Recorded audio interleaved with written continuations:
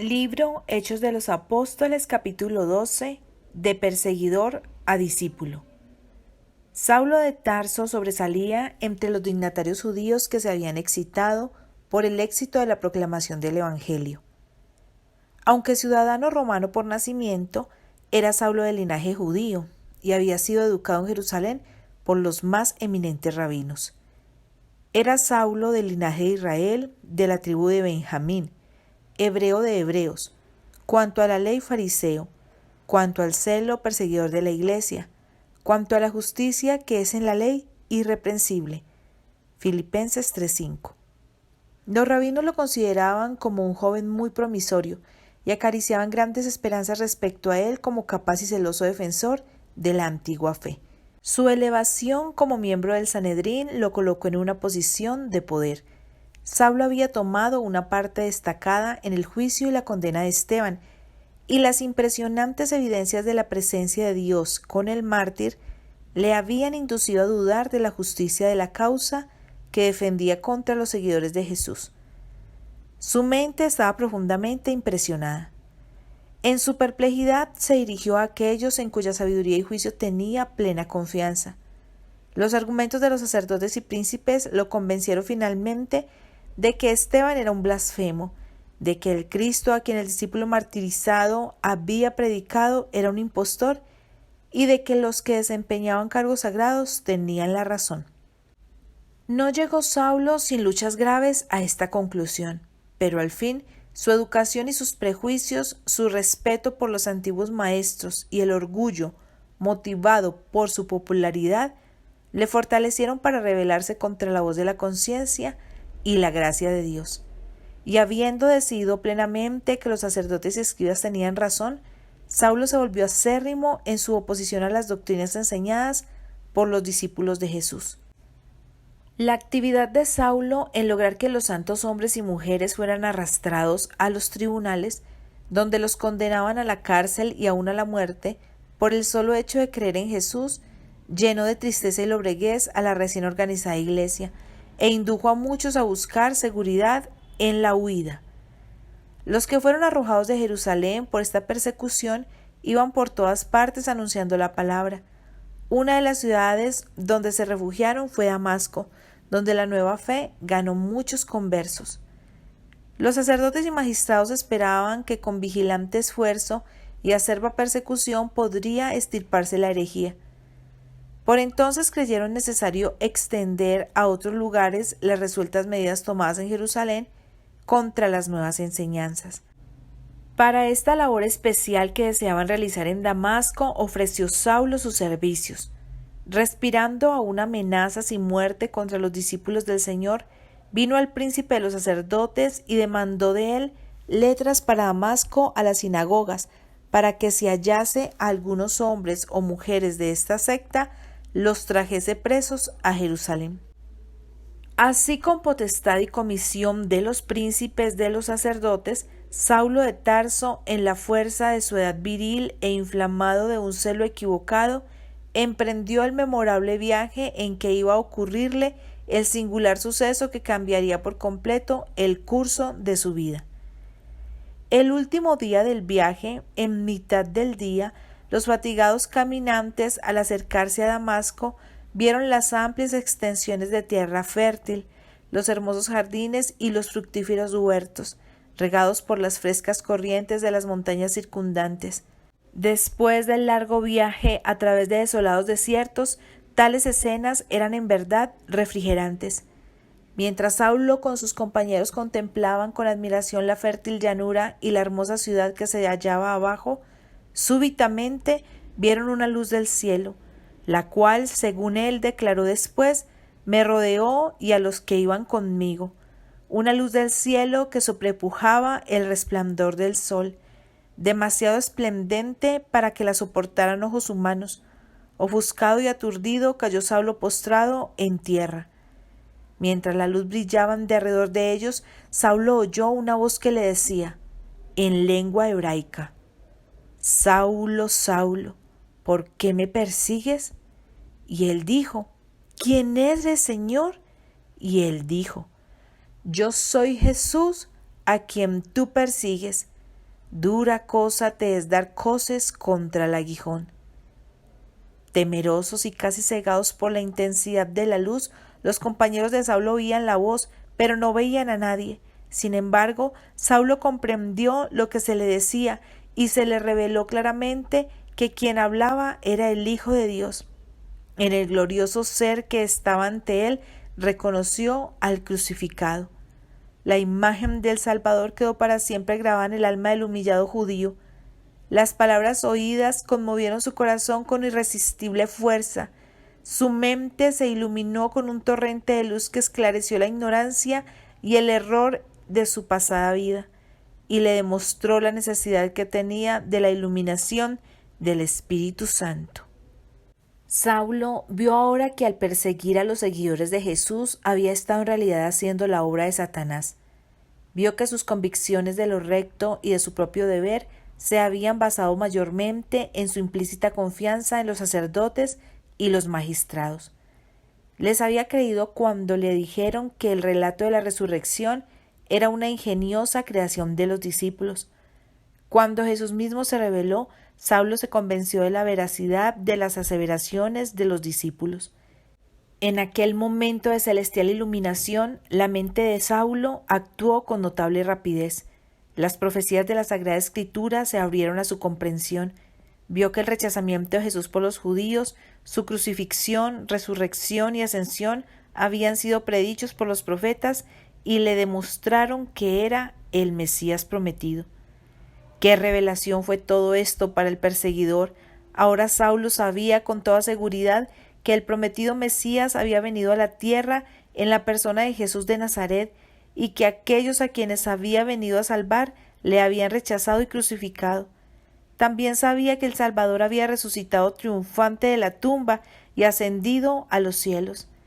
En aquel momento de divina revelación recordó Saulo aterrorizado que con su consentimiento había sido sacrificado Esteban por dar testimonio del Salvador crucificado y resucitado, y que después fue instrumento para que muchos otros dignos discípulos de Jesús encontrasen la muerte por cruel persecución.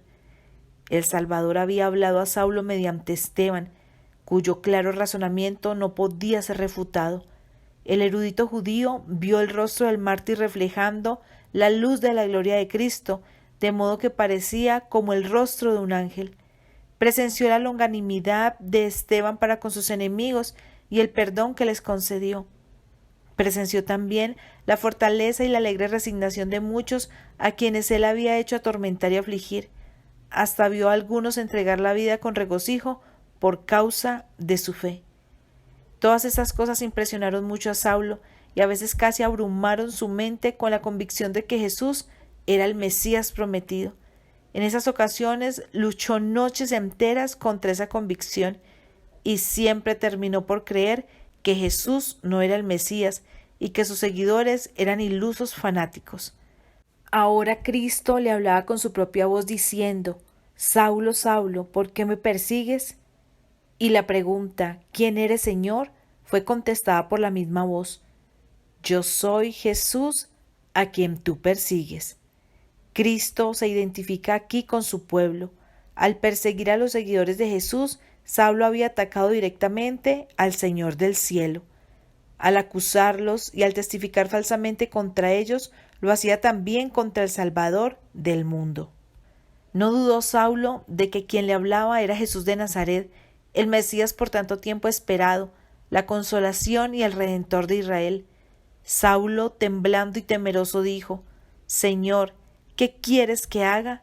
Y el Señor le dice: «Levántate y entra en la ciudad, y se te dirá lo que te conviene hacer». Cuando se desvaneció el resplandor y Saulo se levantó del suelo, se halló totalmente privado de la vista. La refulgencia de la gloria de Cristo había sido demasiado intensa para sus ojos mortales, y cuando desapareció, las tinieblas de la noche se asentaron sobre sus ojos. Creyó que esta ceguera era el castigo de Dios por su cruel persecución de los seguidores de Jesús. En terribles tinieblas palpaba en derredor, y sus compañeros con temor y asombro, llevándole por la mano, metiéronle en Damasco. En la mañana de aquel día memorable, Saulo se había acercado a Damasco con sentimiento de satisfacción propia, debido a la confianza que habían depositado en él los príncipes de los sacerdotes. Se le habían confiado graves responsabilidades. Se le había dado la comisión de que promoviese los intereses de la religión judía, poniendo coto, si fuera posible, a la extensión de la nueva fe en Damasco.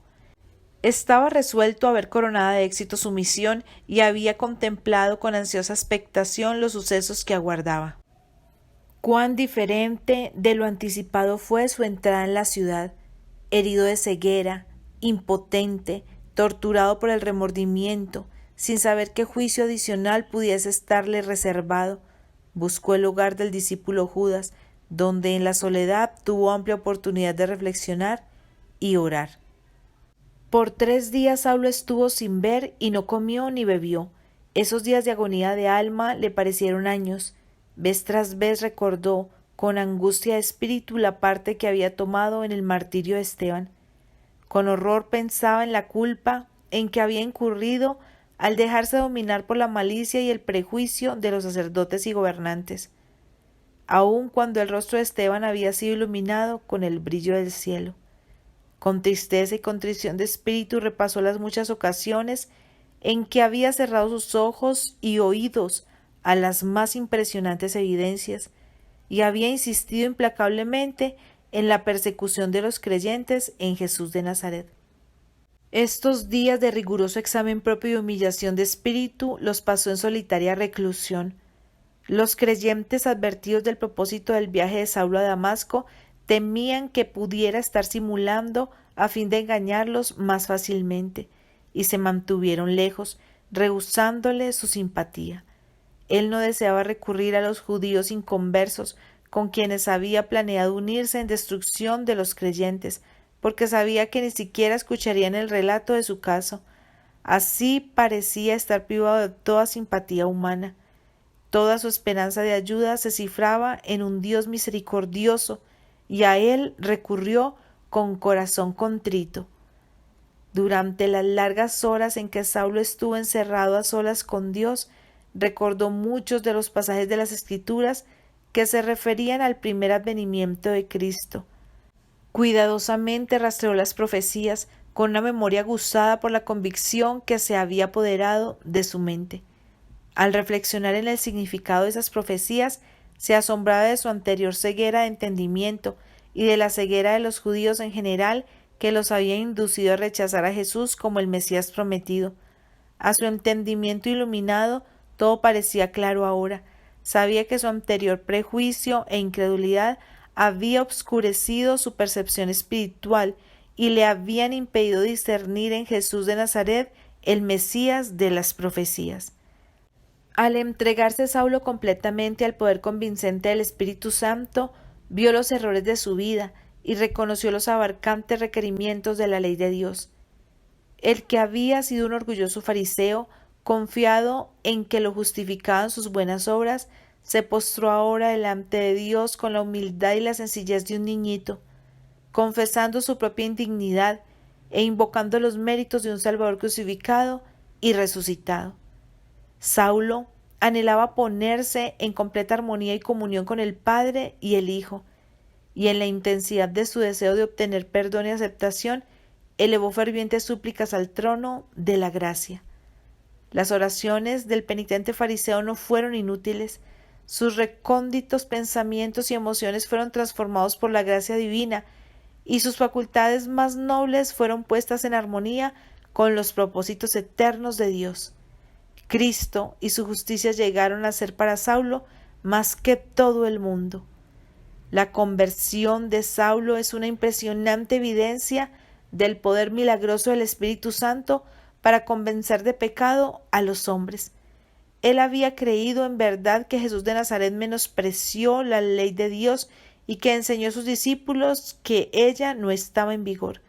Pero después de su conversión, Saulo reconoció a Jesús como aquel que había venido al mundo con el expreso propósito de vindicar la ley de su Padre. Estaba convencido de que Jesús era el originador de todo el sistema judío de los sacrificios.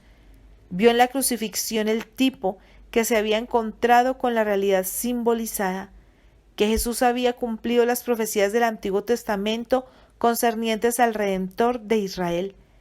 En el relato de la conversión de Saulo se nos dan importantes principios que deberíamos tener siempre presentes. Saulo fue puesto directamente en presencia de Cristo. Era uno a quien Cristo había destinado a una obra importantísima, uno que había de ser instrumento escogido. Sin embargo, el Señor no le habló ni una sola vez de la obra que le había señalado. Lo detuvo en su carrera y lo convenció de pecado, pero cuando Saulo preguntó ¿qué quieres que haga?, el Salvador colocó al inquiridor judío en relación con su iglesia para que conociera allí la voluntad de Dios concerniente a él. La maravillosa luz que iluminó las tinieblas de Saulo era obra del Señor, pero había también una obra que tenían que hacer por él los discípulos. Cristo realizó la obra de revelación y convicción, y ahora el penitente estaba en condición de aprender de aquellos a quienes Dios ordenó para que enseñaran su verdad. Mientras Saulo continuaba solo orando y suplicando en la casa de Judas, el Señor le apareció en visión a un discípulo en Damasco llamado Ananías y le dijo que Saulo de Tarso estaba orando y que necesitaba ayuda. «Levántate y ve a la calle que se llama La Derecha», dijo el mensajero celestial, «y busca en casa de Judas a uno llamado Saulo de Tarso, porque aquí él ora, y ha visto en visión un varón llamado Ananías que entra y le pone la mano encima para que reciba la vista». Apenas podía creer Ananías las palabras del ángel, porque los informes de la acerba persecución de Saulo contra los santos de Jerusalén se habían esparcido extensamente. Se aventuró a protestar: «Señor, he oído a muchos acerca de este hombre, cuántos males ha hecho a tus santos en Jerusalén, y aún aquí tiene facultad de los príncipes de los sacerdotes de prender a todos los que invocan tu nombre».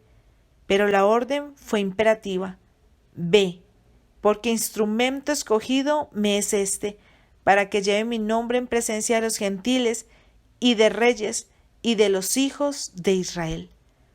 Obediente a la indicación del ángel, Ananías buscó al hombre que hacía solo poco respiraba amenazas contra todos los que creían en el nombre de Jesús, y poniendo sus manos sobre la cabeza del dolorido penitente, dijo: «Saulo, hermano, el Señor Jesús, que te apareció en el camino por donde venías, me ha enviado para que recibas la vista y seas lleno del Espíritu Santo». Y luego le cayeron de los ojos como escamas, y recibió al punto la vista, y levantándose fue bautizado. Así sancionó Jesús la autoridad de su iglesia organizada y puso a Saulo en relación con los agentes que había designado en la tierra. Cristo tenía ahora una iglesia como su representante en la tierra, y a ella incumbía la obra de dirigir al pecador arrepentido en el camino de la vida. Muchos tienen la idea de que son responsables ante Cristo solo por la luz y experiencia, y que no dependen de sus seguidores reconocidos en la tierra. Jesús es el amigo de los pecadores y su corazón simpatiza con el dolor de ellos. Tiene toda potestad tanto en el cielo como en la tierra, pero respeta los medios que ha dispuesto para la iluminación y salvación de los hombres. Dirige a los pecadores a la iglesia que Él ha puesto como un medio de comunicar luz al mundo. Cuando en medio de su ciego error y prejuicio se le dio a Saulo una revelación del Cristo a quien perseguía, se lo colocó en directa comunión con la iglesia, que es la luz del mundo. En este caso, Ananías representa a Cristo y también representa a los ministros de Cristo en la tierra, asignados para que actúen por él. En lugar de Cristo, Ananías toca los ojos de Saulo para que reciba la vista, coloca sus manos sobre él, y mientras ora en el nombre de Cristo, Saulo recibe el Espíritu Santo. Todo se hace en el nombre y por la autoridad de Cristo. Cristo es la fuente, la iglesia es el medio de comunicación.